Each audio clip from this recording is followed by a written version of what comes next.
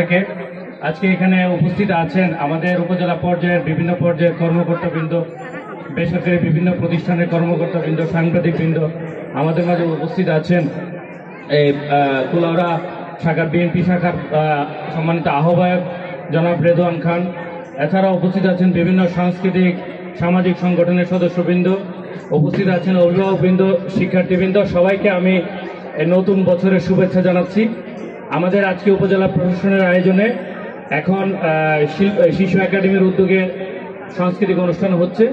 তার ঠিক পরপরই শিল্পকলা কুলাউড়া শাখা শিল্পকলা একাডেমির উদ্যোগে আরেকটি কালচার প্রোগ্রাম হবে।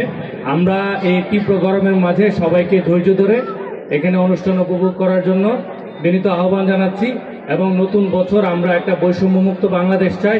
এই আহ্বান রেখে আমরা আমাদের আজকে সবাইকে নববর্ষের শুভেচ্ছা জানিয়ে আমি আমার শুভেচ্ছা বক্তব্য এখানেই শেষ করছি। ধন্যবাদ। আসসালামু আলাইকুম।